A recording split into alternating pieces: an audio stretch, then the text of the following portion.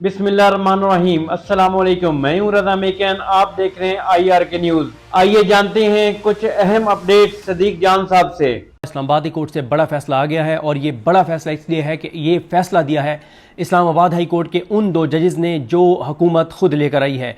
ये दो वो जजेस हैं जिसमें एक जस्टिस खादिम सोमरो हैं, जिनको सिंध हाई कोर्ट से ट्रांसफ़र करके लाया गया, जिनकी ट्रांसफ़र का फैसला Azam Nazir Tarar, Aamir Farooq, chief justice Islamabad high court justice Aamir Farooq, justice Yahya Khan, Shahbaz Sharif, Zardari और जस्टिस शफी सदीकी, इन सब ने मिलकर यह फैसला किया कि इस्लामाबाद हाई कोर्ट में जस्टिस खादिम सोमरो को लाना है। और इन सब ने 72 घंटे के अंदर अंदर सारे एक कदम पे, एक पांव पे खड़े हो गए और 72 घंटों से भी कम में ये पूरा प्रोसेस शुरू हुआ, खत्म हुआ और इनको ट्रांसफर किया गया। छुट्टी के दिन इनकी ट्रांसफर का नोटिफिकेशन किया गया। इतने ये यानी हुकूमत इतना इनको चाहती थी जस्टिस खादिम सोमरो को। उसके बाद दूसरे जज हैं जज जस्टिस आजम खान, ये सेशन जज थे और इनके पास इमरान खान और पीटीआई के कुछ केसेस लगे, उसमें आपको पता ही है कि क्या होता रहा। और उसके बाद इनको भी इस्लामाबाद हाई कोर्ट का जज बनाया गया। इन दो जजेस पे मुश्तमिल ये बेंच था और फैसला था 9 मई का। 9 मई में एक केस था जिसमें कहा गया कि 9 मई को पीटीआई के 40-50 लोग गए और जाकर उन्होंने जो थाना रमना है उसको जलाया है, यह कहकर इन्होंने पीटीआई के 40-50 लोगों पर केस बनाया। उसके बाद जिस तरह से केसेस के ट्रायल चले, ट्रायल चलाने वाले जज थे ताहिर अब्बास सिपरा साहब। ताहिर अब्बास सिपरा साहब ये भी पहले सेशन कोर्ट में थे और वहां पे जिस तरह से केसेस चला रहे थे, उसके बाद इतने पसंद आए हुकूमत को कि इनको इंसदाद दहशतगर्दी की अदालत का जज बना दिया गया। फिर हुकूमत को जब ये पसंद आए और उन्होंने इनको इंसदाद दहशतगर्दी की अदालत का जज बनाया तो फिर इन्होंने हुकूमत की तौक़ुआत में पूरे भी उतरे।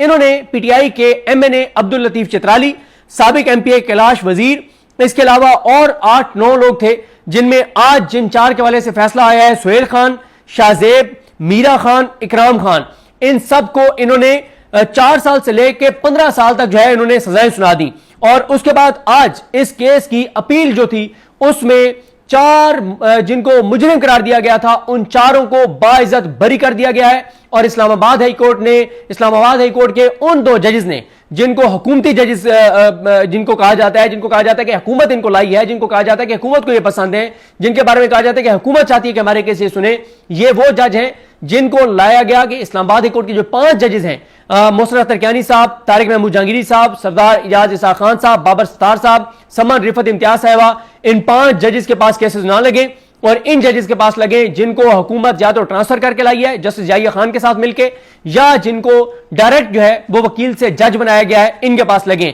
तो आज इन 2 जजेस का जो फैसला है, आप ये कह सकते हैं कि हुकूमत का जो 9 मई का बयानिया है, उस बयानिए की पीठ में इन जजेस ने छुरा घोंप दिया है। आज उस बयानिए की कमर टूट गई है, आज वो बयानिया जमीन बोस हो गया है, आज वो बयानिया जो हुकूमत बनाया करती थी वो खाक में मिल गया है। और किसने खाक में मिलाया, किसने पीठ में छुरा घोंपा उस बयानिया की?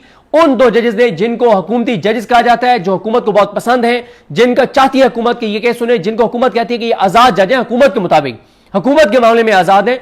बाकी तो आजाद जज आपको भी पता है कौन है, मुझे भी पता है, पूरे पाकिस्तान को, पाकिस्तान के बच्चे बच्चे को पता है। अब आज जो 4 मुल्ज़िमान थे, जिस दिन ये 11-12 लोगों को सजाएं सुनाई गई 4 साल से लेकर 15 साल तक, उस दिन सिर्फ 4 लोग जो है वो कमरा अदालत में मौजूद थे। वो चारों यही थे, सुहेल खान, शाहजेब, मीरा खान और इकराम खान। ये चारों कमरा अदालत से गिरफ्तार हो गए। उसके बाद इनकी अपील आई और इनकी अपील के ऊपर आज फैसला हो गया। और एक चीज और आपको बता दूं कि आज जब इनके हवाले से फैसला आया है तो एक तो पीटीआई की लीगल टीम तो थी, जाहिर है, जो लीड कर रहे थे बाबा रवान साहब, जिन्होंने बहुत जबरदस्त दलाइल दिए और आज के केस में बहुत अहम उनका किरदार था। और उनके साथ जो टीम थी जिन्होंने इस सारी अपील की तैयारी में और सारी नीचे की अदालत में भी जब चीजें चल रही थी, तो ये जो वकला हैं और ये वो वकला हैं ILF के जो आपको निचली अदालतों में बहुत एक्टिव नजर आते हैं, जिनका नाम आप ज्यादा नहीं सुनते, जिसकी तस्वीरें आप जिनकी नहीं देखते, जिनकी टिकटॉक्स आप नहीं देखते, लेकिन ये वो सिंसियर लोग हैं इमरान खान के जो आपको अदालतों में नजर आते हैं। सरदार मसरूफ है, आमना अली और जायद बशीर डार, मुर्तजा हुसैन तूरी और ताबिश फारूक, ये भी वहां पे मौजूद थे, असिस्ट कर रहे थे। और मेन लीड काउंसिल बाबर रवान साहब थे, बहुत शानदार उन्होंने दलाइल दिए। अब आ जाए इस बात पर कि हुआ क्या। एक तो ये कहा गया कि ये 40-50 लोग आए, आके इन्होंने थाने पे हमला किया, थाने पे जब इन्होंने हमला किया तो सीधी फायरिंग की। साबित हो गया जनाब कि उस फायरिंग में थाना जल गया, सीधी फायरिंग भी हो गई, पथराव भी हो गया। अल्हम्दुलिल्लाह अल्हम्दुलिल्लाह अल्हम्दुलिल्लाह, एक भी पुलिस वाला जख्मी नहीं हुआ। सीधी फायरिंग कर रहे हैं 40-50 लोग और एक भी पुलिस वाले को आंच भी नहीं, खराश भी नहीं आई, उसको एक खराश तक नहीं आई किसी एक पुलिस वाले को। ऐसी फायरिंग की 40-50 लोगों ने, सीधी अंधाधुंध फायरिंग उसमें लिखा हुआ है। और यह फैसला दिया ताहिर अब्बास सिप्रा ने कि बिल्कुल सरकार ठीक कह रही है, प्रोसिक्यूशन बिल्कुल ठीक कह रही है, पुलिस बिल्कुल ठीक कह रही है कि 40-50 लोगों ने सीधी फायरिंग की, थाने पे हमला किया, पुलिस वालों पे कातलाना हमला किया और थाने को जला दिया। लेकिन आज यह साबित हो गया कि ये जो 40-50 जो लोग थे, जिनमें ये 4 भी शामिल थे, ये जाए वकुआ पे मौजूद ही नहीं थे। और इनको ताहिर अब्बास सिप्रा ने 15 पर, किसी को 10 साल, किसी को 5 साल, किसी को 8 साल, 4 साल से 15 साल तक की सजाएं दे दी ताहिर अब्बास सिप्रा ने, बगैर इन चीजों को देखे। और आज ऊपर की अदालत जो है उसने यह फैसला दे दिया है कि ये 4 लोग जाए वकुआ पे मौजूद ही नहीं थे। दूसरा जो चीज साबित हुई आज वो ये हुई, जो बाबर अवान साहब ने और सरदार मसरूफ साहब दीगर वकला और दलाइल में और अपनी जो अपील है उन चीजों में इन्होंने साबित किया, एक भी पुलिस वाला जख्मी नहीं हुआ, एक को भी खराश नहीं आई, एक को की भी जान नहीं गई। और फिर इसके अलावा जो पथराव उन्होंने किया वो ज़ाहिर जख्मी करने के लिए किया, तो जो पथराव किया जख्मी करने के लिए, जख्मी करने के लिए जो हमला किया जाता है उसकी दफा जो है वो इसमें शामिल भी नहीं थी। फिर उसके बाद अलीमा खानम साहबा मौजूद थी कमरा अदालत में। सिर्फ आज अगर तहरीक इंसाफ की जानिब से कोई कमरा अदालत में मौजूद था इन वकला के अलावा तो वो अलीमा खानम साहबा थी। कोई एमएनए, कोई एमपीए, कोई टिकट होल्डर, कोई मुतलका लीडर, कोई मरकजी लीडर आज कमरा अदालत में मौजूद नहीं था। अलीमा खानम साहबा के हवाले से हमारे दोस्त मुख्तार, जिनको आप देखते होंगे अडयाला के बाहर से वो बड़ा जबरदस्त कवर कर रहे होते हैं, वो हैं हसनैन रफीक, उस्मान चौधरी, ये सब वहां से कवरेज कर रहे होते हैं अडयाला के बाहर से। और हिम्मत है लोगों की, इतनी शदीद क़यामत है इस गर्मी में, जिस तरह से पूरा दिन वहां से कवरेज कर रहे होते हैं। वो ये बता रहे थे कि आज सुबह एटीसी में भी अलीमा खानम साहबा गई ताबिश फारूक साहबा के साथ, और वहां पे भी गई, कुछ पीटीआई के कारकुनान की समात थी, वहां पे पहले गई, फिर इस्लामाबाद हाई कोर्ट आई और कोई लीडर पीटीआई का वहां पे मौजूद नहीं था। अलीमा खानम साहबा ने पैगाम भेजा बाबर अवान साहब और जो रोस्टर पे वकला थे कि फौरन बात करें। पहले भी उन्होंने बात करनी थी लेकिन उन्होंने कहा कि इस पर जोर देकर बात करेंगे सीसीटीवी फुटेज कहां है। अगर वो थाना, क्योंकि इस्लामाबाद सेफ सिटी यहां पे एक प्रोजेक्ट है, अरबों रुपए लगाए गए, हर थाने, हर अहम इमारत, हर सड़क, हर रोड, हर गली के बाहर तकरीबन कैमरे हैं, अरबों रुपए लगा के लगाए गए। अलीमा खानम साहबा ने कहा कि सीसीटीवी फुटेज मांगे। सीसीटीवी फुटेज जैसे ही मांगी गई तो प्रोसिक्यूशन ठुस, गिर गए, बैठ गए। कोई सीसीटीवी फुटेज नहीं है, किसी कैमरे की फुटेज नहीं है, कोई सबूत नहीं है, कोई दलील नहीं है।